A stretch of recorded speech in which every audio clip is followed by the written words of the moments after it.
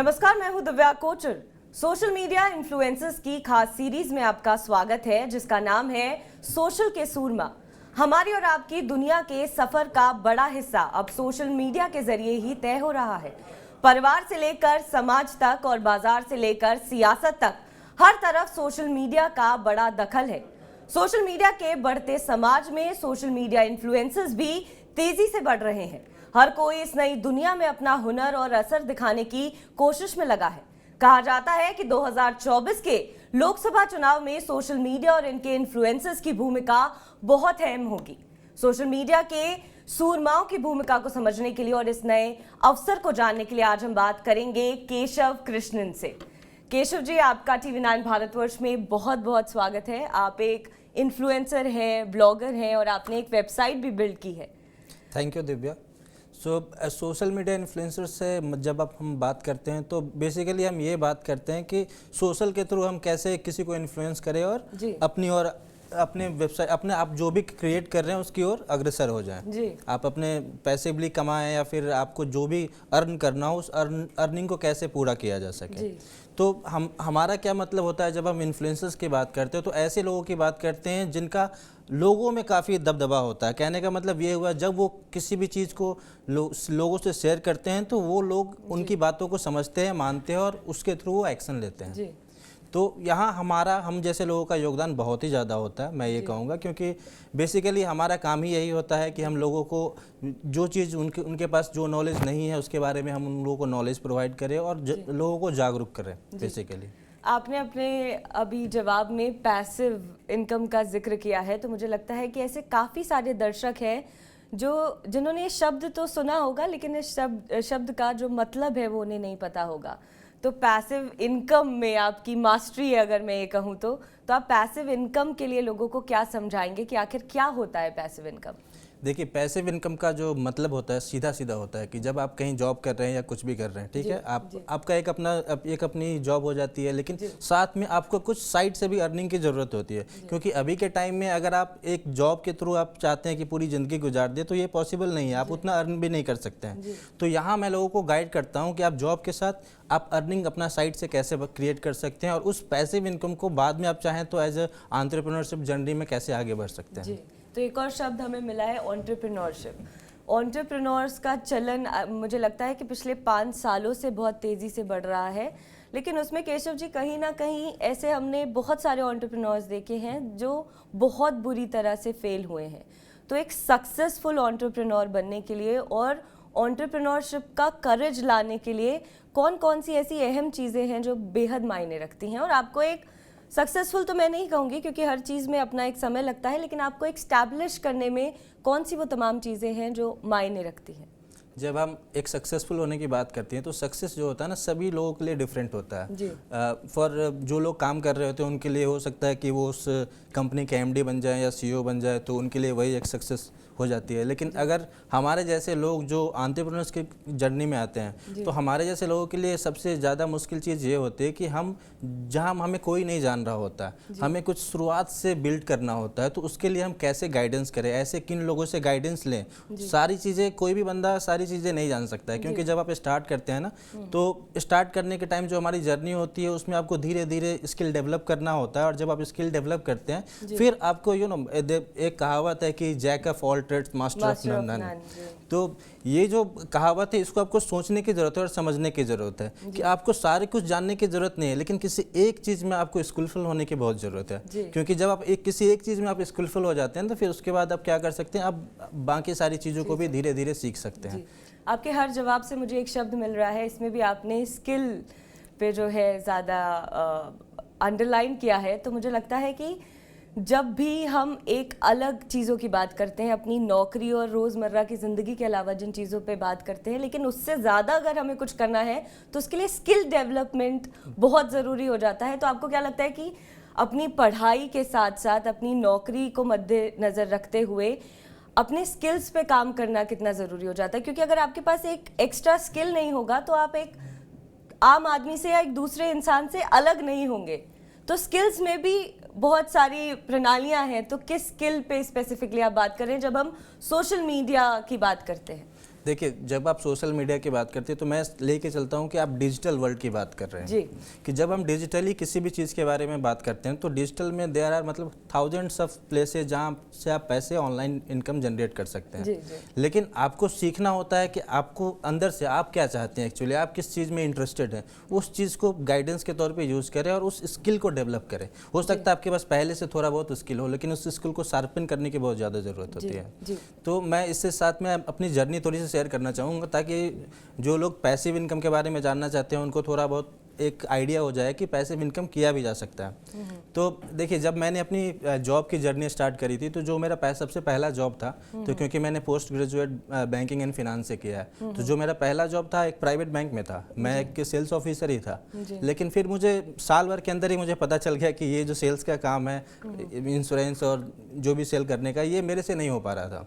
तो मैंने सोचा कि मुझे क्या डेवलप करना होगा, आखिर मुझे तो आगे बढ़ना है लाइफ में। इससे तो मेरी ना तो मेरा ड्रीम फुलफिल हो सकता है, ना ही मुझे जहाँ तक पहुँचना है मैं वहाँ पहुँच पाऊँगा।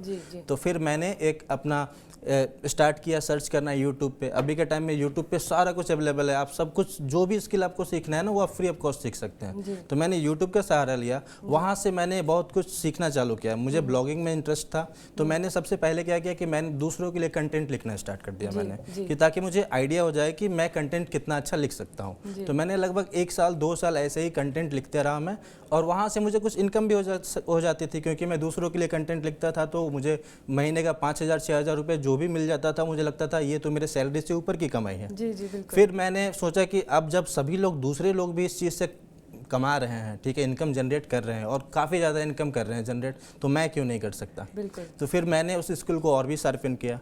फिर मैंने देखा कि मेरे से अब बैंक का जॉब नहीं होगा, तो मैंने 1 साल के बाद बैंक की जॉब छोड़ दी और फिर मैं डिजिटल में मूव कर गया। जब मैं डिजिटल में मूव कर गया तो मुझे पता था मुझे एक्सपीरियंस की बहुत ज़्यादा ज़रूरत पड़ेगी, क्योंकि जब तक आपको समझ लो कि आपको एक स्किल आता है, वीडियो एडिटिंग आती है, लेकिन वीडियो एडिटिंग में आप ऐसी बहुत सारी चीज़ें हैं जो जब तक आप काम नहीं करेंगे कहीं, तब तक आप सीख नहीं सकते हैं। तो इसलिए मैंने क्या किया कि मैंने दूसरी कंपनी ज्वाइन की, वहाँ से मैंने काम करना स्टार्ट किया। फिर मुझे मौका मिला MNCs में काम करने का, जहाँ से मेरा एक्सपोजर काफ़ी हाई हो गया। जहाँ मैं एक प्राइवेट बैंक में इंडिया में सेल्स ऑफिसर के तौर पर काम कर रहा, तो अगले 2 साल के बाद मैंने देखा कि मैं अमेरिकन एक्सप्रेस और सिटी बैंक जैसे बड़े बड़े बैंक्स को मैं कंसल्टेशन दे रहा था। फिर उसके बाद मैंने अपना ब्लॉगिंग स्टार्ट करा कि ठीक है, मैं कंसल्टेशन तो दे रहा हूँ, लेकिन साथ में मुझे इनकम की भी ज़रूरत है, साइड इनकम की। तो वहाँ से मैंने साइट से अपना एक वेबसाइट बिल्ड किया। वेबसाइट को मैंने US और UK और कनाडा के ऑडियंस को ही टारगेट करके मैंने स्टार्ट करा, और वहाँ से जो मेरी इनकम हुई धीरे धीरे करके इन 1 year you can say that जितनी मेरी इनकम, मुझे जो सैलरी मिल रही थी उससे 3 गुना 4 गुना मैं अर्न करने लग गया। फिर मैंने जॉब छोड़ के, और उसके बाद मैंने सोचा कि अब अपना कंपनी स्टार्ट करना है और अपने आप के बारे में सोचना है पहले। तो फिर वहाँ से मेरी लाइफ चेंज हो गई। तो जो भी दर्शक हैं या जो भी अपना पैसिव इनकम का एक जरिया ढूंढ रहे हैं, तो काफ़ी एंडलेस अपॉर्चुनिटीज़ है अगर आप डिजिटल वर्ल्ड में। यहाँ तक कि अगर आप स्पॉटिफाई या ऐसे बहुत सारे गाने सुनते हैं हर जगह अलग अलग प्लेटफॉर्म पे जाके, लेकिन अगर आप चाहें तो ऐसे बहुत सारे प्लेटफॉर्म्स अवेलेबल जहाँ पे सिर्फ आप म्यूज़िक सुन के और उनका रिव्यू दे के आप पैसे अर्न कर सकते हैं। तो ब्लॉगिंग तो एक जरिया है, ब्लॉगिंग के साथ साथ आप यूट्यूब पे यूज़ कर सकते हैं, फेसबुक, इंस्टाग्राम, हर जगह आप पैसे के लिए हर जगह अपॉर्चुनिटीज़ है, लेकिन आप करना क्या चाहते हैं ये सबसे ज़्यादा इंपॉर्टेंट होता है। जैसा केशव जी आपने बताया कि कंटेंट पे आप काम करते हैं, तो मुझे लगता है कि जिस तरीके से ज़माना बदल रहा है, अब कंटेंट रियल हीरो है। आप किसी भी तरीके का कंटेंट प्रोड्यूस करें, वो किसी भी फील्ड का कंटेंट हो सकता है, सिर्फ सिनेमा का नहीं, किसी भी चीज़ का कंटेंट हो सकता है। और दूसरी आपने एक और बहुत ज़रूरी बात कही कि अब हर चीज़ सीखना फ्री ऑफ कॉस्ट है। आपके पास यूट्यूब का ज़रिया है, यूट्यूब एक बड़ा माध्यम है। तो मुझे याद है कि मैं एक काफ़ी नामी गिरामी एक्टर का इंटरव्यू कर रही थी और मैंने उनसे पूछा कि आप हर महीने एक नया स्किल लेकर आ जाते हैं, तो उन्होंने मुझसे कहा कि दिव्या आप विश्वास नहीं करोगी कि मैंने अपनी जो स्विमिंग भी है वो भी यूट्यूब देखकर सीखी है। तो मुझे लगता है कि ये बहुत ज़रूरी है लोगों के लिए जानना कि आपको हर चीज़ के लिए अब पहले जितने पैसे खर्च करने की ज़रूरत नहीं है, अपना समय ज़ाया करने की ज़रूरत नहीं है। आप यूट्यूब के ज़रिए या तमाम ऐसी चीज़ों के ज़रिए आप अपना स्किल डेवलप कर सकते हैं। और दूसरी बात, जो आपने अपनी तमाम जर्नी बताई, मुझे लगता है कि ये इंस्पिरेशन है लोगों के लिए, क्योंकि बहुत ज़्यादा ऐसा होता है कि जब कोई भी एक छोटे शहर से आता है तो उसे लगता है कि मेरे पास अपॉर्चुनिटी कम है, मेरे पास एक्सपोजर कम है, क्या मैं ये कर पाऊंगा, या जो नॉर्मल ज़िंदगी है जो हम कहते हैं कि पढ़ लिख के एक नौकरी मिल जाए या शहर तक का रुख हो जाए, वही हमारे लिए काफ़ी है। लेकिन मुझे लगता है कि आपने जिस तरीके से अपनी जर्नी के बारे में बताया, इससे काफ़ी लोगों को एक इंस्पिरेशन मिलेगी। लेकिन ये तमाम पॉजिटिव चीज़ों के साथ साथ इसके कई नेगेटिव एस्पेक्ट भी हैं। अगर आप आजकल देखेंगे, आप मुझे करेक्ट कर सकते हैं अगर मैं गलत बोल रही हूँ तो, आजकल आप देखेंगे कि जेनजी जो नई जनरेशन से लेकर मिलेनियल तक और मे बी उनसे पहले तक लोग जो है बहुत ज़्यादा सोशल मीडिया में जो है घुस चुके हैं, सब ब्लॉगर बन चुके हैं, इन्फ्लुएंसर्स बन चुके हैं, रिव्यू कर रहे हैं। तो कहीं ना कहीं क्या आपको इस चीज़ का डर होता है कि आने वाले समय में जब हम डॉक्टर, इंजीनियर या कोई और ढूंढेंगे तो हमें उसकी जगह डीजे मिलेंगे, हमें उसकी जगह ब्लॉगर्स मिलेंगे, तो जो एक इंडिया का जो एक स्ट्रक्चर बना हुआ था, इंडिया की यूथ ने इतना सक्सेसफुल काम इसलिए किया है क्योंकि जो एक मिडिल क्लास परवरिश होती है कि माँ बाप बच्चे को पूरी अपनी कोशिश करते हैं पढ़ाई लिखाई कराने की ताकि वो नौकरी कर सके, एडमिनिस्ट्रेशन संभाल सके, इंजीनियर बन सके, डॉक्टर बन सके। तो क्या लगता है कि जिस तरीके से एक सोशल मीडिया की लहर आ रही है वो कहीं ना कहीं हमें फ्यूचर के क्या डॉक्टर, इंजीनियर या एडमिनिस्ट्रेटिव सर्विसेज में जाने वाले लोग बंद कर देगी? इस पर आप क्या कहेंगे? मुझे नहीं लगता है कि ऐसा होगा जी। क्योंकि मैंने देखा है कि अभी भी जो लोग एक्चुअल में डॉक्टर बनना चाहते हैं या इंजीनियर बनना चाहते हैं वो उसी फील्ड में जाते हैं। बेसिकली इससे जो सोशल मीडिया आने से फ़ायदा क्या हो रहा है हमें कि हमें पता चल रहा है और पेरेंट्स को भी धीरे धीरे समझ में आ रहा है कि ज़रूरी नहीं है कि आपका बेटा डॉक्टर, इंजीनियर या IAS ही बने तो उसकी लाइफ सक्सेसफुल है। वो जिस चीज़ में इंटरेस्टेड है उसको उस फील्ड में जाने की ज़रूरत है। आज आप देखेंगे धीरे धीरे इंडिया बदल रहा है। आपने देखा होगा कि पिछले कुछ सालों में कि बहुत सारे छोटे छोटे शहरों से सिंगर्स, डांसर्स उभरते आ रहे हैं। स्पेशली टिकटॉक जब लॉन्च हुआ उसके बाद से काफ़ी सारे मतलब इन्फ्लुएंसर्स को देखा गया, बहुत अच्छे अच्छे कलाकार को हमने पाया, ठीक है। लेकिन उसके साथ ही अगर आप IAS और गवर्नमेंट जॉब्स के जो एप्लीकेशंस भरे जाते हैं उस पर अगर आप मुझे लगता है एकदम सही इंसान है क्योंकि आप बिहार से आते हैं और सबसे ज़्यादा UPSC के कैंडिडेट इस देश में हमें आपके राज्य से मिलते हैं। जी हाँ, तो मैंने यही तो मैं बता रहा हूँ कि मैंने देखा है कि जो लोग अगर UPSC या IAS करना चाहते हैं ना, उनके लिए ये जो प्लेटफॉर्म है वो बहुत ही अच्छा है क्योंकि उनका ध्यान नहीं भटकेगा कि उन्हें सोशल मीडिया की तरफ जाना है या उनको कंटेंट बनाना है। लेकिन जिन्हें कंटेंट बनाने में ही इंटरेस्ट है वो तो कंटेंट ही बनाएंगे। लेकिन उसके साथ साथ क्या हो जाता है, प्रॉब्लम्स ये आ रही हैं कि अभी अपने माँ बाप को जो होगा ना, जो पेरेंट्स हैं स्पेशली, उनको अपने बाल बच्चों पर ध्यान देने की ज़रूरत है। ऐसा ना हो कि वो बाल बच्चों का भी क्या हो रहा है, बच्चे आते हैं और उनको लगता है कि बस यूट्यूब ही हमारा जर्नी है। वो इंस्टेड ऑफ वहाँ से कुछ लर्निंग करने के अलावा वो क्या करते हैं कि अलग अलग तरह के शो देखने लगते हैं या शॉर्ट्स देखने लगते हैं, जहाँ पर उनका काफ़ी टाइम वेस्ट हो जाता है। तो अगर हमारे मतलब अगर माँ बाप अगर इन चीज़ों का ध्यान रखें तो उनके बच्चे उन चीज़ों को ना देखें, ऐसी चीज़ों को देखें जिनसे उनसे कुछ सीखने की। तो मतलब आपके कहने का ये मतलब है कि पहले वो बिल्ड हो जाए, उन्हें पता चल जाए उन्हें क्या करना है, जब उस प्रोग्रेस पे वो पहुंच जाए फिर लोगों से रूबरू करना शुरू करें और तब लोगों को बताना शुरू करें, अगर उन्हें सिर्फ ब्लॉगर नहीं बनना है तो। जी हाँ, क्योंकि मुझे लगता है ना कि पढ़ाई, किसी भी इंसान को पढ़ने की काफ़ी ज़्यादा ज़रूरत है। अगर एक बंदा ग्रेजुएट नहीं है ना, तो मुझे लगता है कि चाहे उसने कितनी भी स्किल डेवलप कर लिया हो, लेकिन बहुत कुछ ऐसा होता है जो वो समझ नहीं पाता।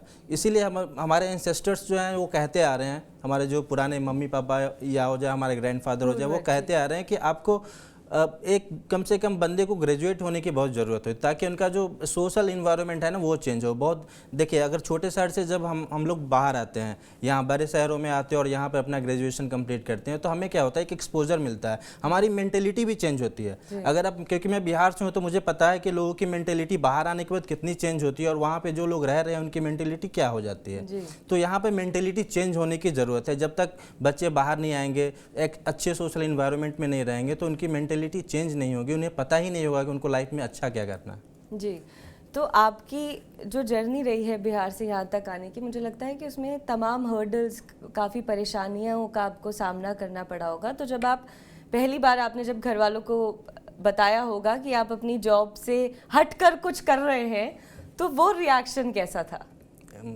मुझे मैं क्या बताऊँ, मुझे तो लगता है कि ये रिएक्शन बेसिकली हर एक मिडिल क्लास पेरेंट्स का होता है, क्योंकि जब मैंने पहली बार अपना बैंक का जॉब छोड़ा था तो मेरे माँ बाप उतने खुश नहीं थे, मेरे पेरेंट्स उतने खुश नहीं थे, क्योंकि उन्हें लग रहा था कि पता नहीं इतना अच्छा जॉब है, एक बंदा बैंक में काम कर रहा है, वो जॉब छोड़ के कहीं और मूव करने की कोशिश कर रहा है। और डिजिटल के बारे में मिडिल क्लास के पेरेंट्स को डिजिटल वर्ल्ड के बारे में बहुत कुछ पता भी नहीं होता है बेसिकली, इसलिए थोड़ा सा प्रॉब्लम हुआ था हमें भी। लेकिन जब उन्होंने देखा कि मेरी लाइफ काफ़ी अच्छी हो गई है तो फिर उनका बदल गया, नज़रिया बदल गया मुझे। पर उसमें समय लगा। हाँ, लेकिन अगर ऐसा हो कि आपने ये चुन लिया और आप सक्सेसफुल नहीं हो पाए या आप अपनी सोर्स ऑफ इनकम डेवलप नहीं कर पाए, तब तो फिर उनका परेशान होना जायज़ है। जी हाँ, इसीलिए मैं पैसिव इनकम पे बोलता हूँ करने के लिए कि आप जॉब करो और जॉब के साथ साथ एक वेबसाइट डेवलप कर लो, या जॉब के साथ साथ आप एक यूट्यूब चैनल स्टार्ट कर लो। लेकिन अपनी जो मेन सोर्स ऑफ इनकम है, अपनी जो इंडिविजुअलिटी है, उसको आपको रखना है, सस्टेन करना है, ताकि आप एक लिमिट पे आ जाओगे, एक प्लेटफॉर्म पे आ जाओ, उसके बाद ही आप जॉब से क्विट कर सकते हो, उससे पहले आप जॉब क्विट नहीं कर सकते। तो आप पहले पैसिव इनकम को इतना डेवलप कर लो कि आप उस एक स्तर पे पहुंच जाओ जिस स्तर से आप जब चाहो जॉब क्विट करके अपना स्टार्ट कर सको। जी, हमने तमाम सोशल मीडिया और उससे जुड़ी इर्द गिर्द बातें करी, लेकिन जैसा कि मैंने अपने इंट्रोडक्शन में भी जिक्र किया है कि 2024 के चुनाव में भी देखा जा रहा है कि जो सोशल मीडिया इन्फ्लुएंसर्स हैं उनका काफ़ी दखल है। तो मुझे नहीं लगता कि आपका कितना, मुझे नहीं पता कि आपका कितना पॉलिटिकली रुझान है, लेकिन मैं आपसे ये सवाल पूछूं कि आप 2024 के इलेक्शन को लेकर क्या समझते हैं या आप क्या कहना चाहेंगे? देखिए, मुझे जहाँ तक लग रहा है, मुझे तो यही लग रहा है कि मोदी गवर्नमेंट जीत रही है। लेकिन अगर, क्योंकि मैं बिहार से हूँ, तो मुझे बिहार के पॉलिटिक्स में इतना तो अभी तक समझ में आ गया है कि वहाँ पे एक मतलब यंग जनरेशन को आने की बहुत ज़रूरत है और यंग लोगों को ज़्यादा मौका नहीं मिल रहा है वहाँ, क्योंकि बहुत ऐसे लोग हैं जो पढ़े लिखे हैं और वो कुछ करना चाहते हैं बिहार के डेवलपमेंट के लिए। अगर उनको गवर्नमेंट का साथ नहीं मिलेगा तो वो वहाँ कुछ कर नहीं पाएंगे, तो गवर्नमेंट को उनको सपोर्ट करना चाहिए जी। बस मैं यही कहना चाहूँगा, बाकी पॉलिटिकली मैं नहीं चाहता कि मैं पर आपको लगता है कि सोशल मीडिया का एक बड़ा दखल है चुनाव में या पॉलिटिकल पार्टीज को सपोर्ट करने में? जी हाँ, बहुत बड़ा योगदान है। मैंने कुछ ऐसे ऐप्स देखे हैं मार्केट में जो अवेलेबल हैं, जहाँ पे लोग कम्युनिटीज़ बन रही हैं, बीजेपी, कांग्रेस और अलग अलग पार्टीज़ की एक अलग कम्युनिटीज़ बन रही है, लोग उससे जुड़ रहे हैं और वो ऐप्स जो है वो गांव तक पहुंच चुका है। तो ऐसे बहुत सारे ऐप्स हैं जिसके थ्रू लोग चाह रहे हैं कि सोशल मीडिया के थ्रू लोगों से कनेक्ट करें, ताकि हर एक बंदा, अभी के टाइम में आप देखोगे कि यहाँ तक कि मतलब निचले स्तर के जो लोग थे पहले, उनके पास भी स्मार्टफोन आ गया है और वो भी कंटेंट कंज्यूम कर रहे हैं। तो आप जो भी कंटेंट प्रोड्यूस कर रहे हैं वहाँ तक पहुँच रहा है। तो डिजिटली अगर कोई भी पार्टीज अगर या कोई भी मिनिस्टर्स या कोई भी अगर उन लोगों से जुड़ना चाहे, एक अच्छे मतलब एक अच्छा मेंटेलिटी लेके कि हाँ मुझे उन लोगों को डेवलप करना है, उनको हमको हमारा योगदान होना चाहिए कि वो भी डेवलप हो साथ साथ, तो वो एक काफ़ी बड़ा योगदान हो सकता है सोशल मीडिया। जी, जैसे कि हमने बात की अभी कि लोगों तक वो चीज़ें पहुँच रही है, तो इसमें AI का काफ़ी जिक्र है, आर्टिफिशियल इंटेलिजेंस पर काफ़ी बात होती है और जिस तरीके से मोदी गवर्नमेंट ने डिजिटलाइजेशन का जो एक प्रोसेस शुरू किया है, वो अब मुझे लगता है कि आर्टिफिशियल इंटेलिजेंस तक पहुंच गया है। हमारे पास तमाम नई नई तकनीक है। तो एज अ इन्फ्लुएंसर और एज अ ब्लॉगर आप क्या कहेंगे कि कितना ज़रूरी है आज के ज़माने में नई तकनीकों को समझना और उनके साथ ज़िंदगी में आगे बढ़ना? देखिए, AI अभी के टाइम में AI को सीखना बहुत ही ज़रूरी है, क्योंकि AI काफ़ी तेज़ी से मार्केट में आया और आप देखोगे चैट GPT के आने के बाद ये AI का जो मार्केट है बहुत काफ़ी तेज़ी से ऊपर चला गया और लोगों को अभी सीखने की ज़रूरत है। बहुत लोग अभी के टाइम में ऐसा कर रहे हैं कि सारा का सारा कंटेंट AI से जनरेट कर रहे हैं, लेकिन हमें ऐसा नहीं करना चाहिए। मैं समझता हूँ कि मुझे ऐसा, हम लोगों को ऐसा नहीं करना चाहिए, क्योंकि AI जो है ना, AI can not be human.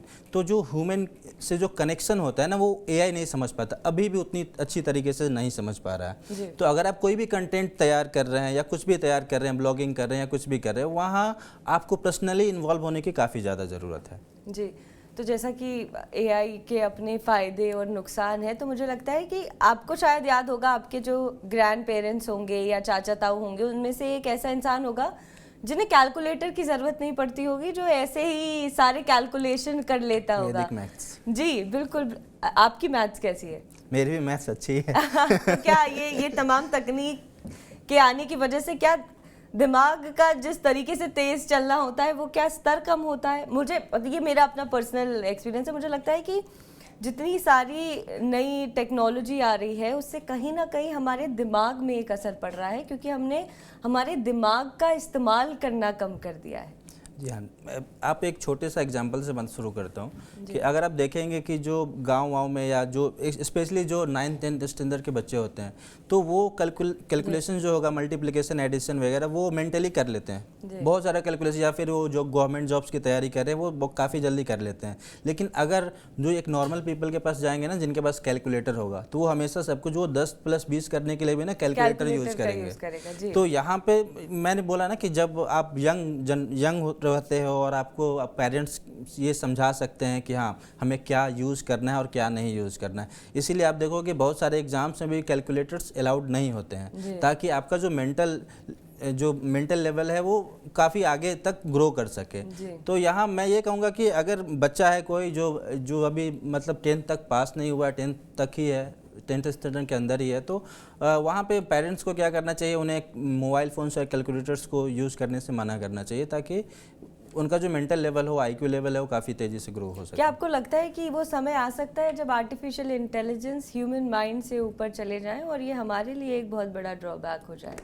सिर्फ अब ह्यूमन माइंड से ऊपर जा पाना तो थोड़ा सा मुश्किल मुझे लगता है, क्योंकि हमने ही उसे क्रिएट किया है। तो ऐसी बहुत सारी फीलिंग्स है जो हमारे अंदर हैं, जो AI के अंदर नहीं आ सकती है। राइट नाउ तो ये पॉसिबल नहीं लग रहा है, लेकिन अगर आप लॉन्ग टर्म में बात करेंगे तो मुझे लगता है कि हमें AI को सीरियसली लेना चाहिए और उसके लिए कुछ ना कुछ कानून व्यवस्था भी होनी चाहिए, क्योंकि आज के टाइम में डीप फेक वीडियोज़ बनाना काफ़ी ईजी हो गया। अभी हाल फिलहाल में भी हमने देखा था कि जी बिल्कुल, तो इन चीज़ों पे अगर गवर्नमेंट अगर कोई कानून व्यवस्था नहीं तैयार करेगी तो ऐसे लोग तो कुछ भी क्रिएट कर सकते हैं। हमारा आपका हो सके तो मिस्टर मोदी जी का भी चेहरा लगा के कुछ भी डीप फेक वीडियोज़ बना सकते हैं। और जो निचले स्तर के लोग, स्पेशली मैंने बोला ना जो गाँव में रहते हैं, उनको ये समझ में भी नहीं आएगा कि ये ओरिजिनल वीडियो है या ये डुप्लीकेट है। तो इन सब चीज़ों के ऊपर अगर आप कुछ लॉ लेके आते हैं ना तो काफ़ी फायदेमंद होगा, स्पेशली जो जेन जी के लोग हैं जो अभी ग्रो कर रहे हैं, अभी की जनरेशन है। जी बिल्कुल।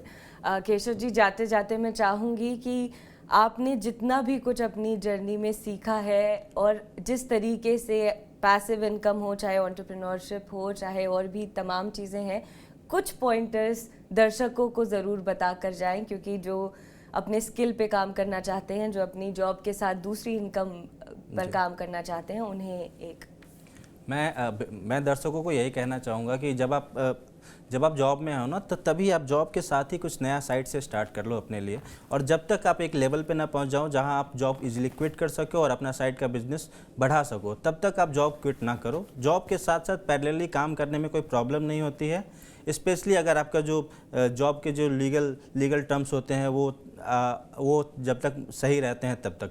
तो मैं ये कहूँगा कि जब आप स्टार्ट करते हैं ना तो स्टार्ट जर्नी जो आपकी होगी वो जब उसका जो ग्रोथ होगा काफ़ी स्लो होगा, मुझे पता है। आपको हो सकता है 1 साल लग जाए, 2 साल लग जाए, लेकिन आपको इन सब चीज़ों पे ध्यान देते हुए एक साइड से थोड़ा सा टाइम निकाल के साइड से बिजनेस के बारे में सोचना चाहिए, और आप अपने आप अपने ग्रोथ के लिए और क्या कर सकते हैं उसके बारे में सोचते रहना चाहिए। जी केशव जी, आपका बहुत बहुत शुक्रिया, आपने तमाम अपनी ज़िंदगी से जुड़ी बातें हमारे साथ साझा की, और मुझे लगता है कि हमारे दर्शकों के लिए ये जानना बहुत ज़रूरी था, क्योंकि जब भी हम सोशल के सूरमा का एक एपिसोड लाते हैं, हम चाहते हैं कि सोशल मीडिया जितना लोग इस्तेमाल कर रहे हैं उसके लिए एक जागरूकता भी उनमें बरकरार रहे। तो आपका TV9 भारतवर्ष से बात करने के लिए बहुत बहुत शुक्रिया। और एक और चीज़, एक आखिरी चीज़ मैं क्लोजिंग के बाद भी आपसे कहूँगी कि ये कितना ज़रूरी हो जाता है कि आप जिस जगह से आते हैं, अगर आपको अपने सपनों को पूरा करना है तो उसके लिए आपको अपनी एजुकेशन, अपनी स्किल और अपनी समझ का संतुलन बनाकर रखना होगा। जी हाँ, ये काफ़ी ज़रूरी है, क्योंकि अगर आप इन तीनों का संतुलन बना के नहीं रखेंगे तो फिर आपको बहुत परेशानियों का सामना करना पड़ सकता है। तो क्योंकि आप जब भी कुछ इनकम जनरेट करने की कोशिश करते हैं तो उसमें परेशानियाँ होती हैं, काफ़ी परेशानियाँ आती है। एक जॉब के साथ अगर आप कोई काम स्टार्ट करते हैं तो काफ़ी परेशानी होती है। आपको अगर एक 10-12 घंटे की जॉब की शिफ्ट खत्म होती है, फिर आपको 2-3 घंटे एक्स्ट्रा काम करना होता है अपने लिए, तो वो थोड़ा एग्जॉस्टिंग तो होता है। लेकिन अगर आप अर्ली स्टेज में स्टार्ट करते हैं तो आप इसको काफ़ी जल्दी फुलफ़िल कर सकते हैं, अपने सपनों तक पहुंच सकते हैं। बेसिकली हमें क्या करना हो, जब तक आप सपने देखेंगे नहीं ना तब तक आप उस सपनों को पूरा नहीं कर सकते हैं। तो सपने देखिए और उन सपनों को पूरी करने के लिए कोशिश कीजिए। जी, बहुत बहुत शुक्रिया केशव जी आपका TV9 से बात करने के लिए, और मुझे लगता है कि जल्दी हम सोशल के सूरमा के सफ़र में फिर एक बार आपसे मुलाकात होगी। थैंक यू दिव्या, शुक्रिया। थैंक्स।